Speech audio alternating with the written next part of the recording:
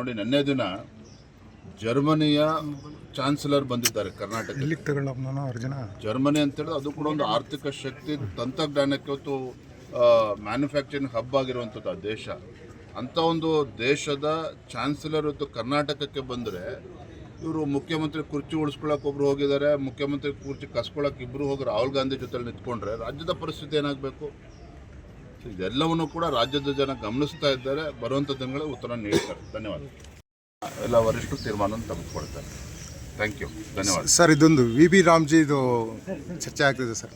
ಅದರ ವಿರುದ್ಧ ಇಡೀ ನಮ್ಮ ರಾಜ್ಯಾದ್ಯಂತ ಹೋರಾಟ ಮಾಡ್ತೀವಿ ಅಂತೇಳಿ ಪ್ರಧಾನಮಂತ್ರಿ ನರೇಂದ್ರ ಮೋದಿಜಿಯವರು ಒಂದು ಒಳ್ಳೆ ಉದ್ದೇಶವನ್ನು ಇಟ್ಕೊಂಡು ಮನ್ರೇಗಾ ವಿಕಸಿತ ಭಾರತ ರಾಮ್ಜಿ ಅಂತೇಳಿ ಕೇವಲ ಹೆಸರು ಬದಲಾವಣೆ ಅಷ್ಟೇ ಅಲ್ಲ, ಮಹಾತ್ಮ ಗಾಂಧೀಜಿಯವರ ಕನಸನ್ನು ನನಸು ಮಾಡುವ ನಿಟ್ಟಿನಲ್ಲಿ. ಯಾಕೆಂತ ಹೇಳಿದರೆ ಗಾಂಧೀಜಿಯವರ ಕನಸು ಗ್ರಾಮ ಸ್ವರಾಜ್ಯ, ಗ್ರಾಮಗಳು ಅಭಿವೃದ್ಧಿ ಆದಾಗ ಮಾತ್ರ ದೇಶ ಅಭಿವೃದ್ಧಿ ಆಗುತ್ತೆ ಅನ್ನೋ ಒಂದು ಚಿಂತನೆ ಮಹಾತ್ಮ ಗಾಂಧೀಜಿಯವ್ರದ್ದು. ಪ್ರಧಾನಮಂತ್ರಿ ನರೇಂದ್ರ ಮೋದಿಜಿಯವರು ಸಹ ಏನು ಕಳೆದ ಹಲವಾರು ವರ್ಷಗಳಿಂದ 2006ರಲ್ಲಿ ಇವತ್ತೇನು ಮನ್ರೇಗಾ ಅಂತೇಳಿ ಪ್ರಾರಂಭ ಆದಂಥ ಈ ಒಂದು ಯೋಜನೆ ಹಗರಣಗಳು, ಭ್ರಷ್ಟಾಚಾರ, ಆ ಬಡವರಿಗೆ ಹಣ ತಲುಪದೇ ಇರುವಂಥದ್ದು,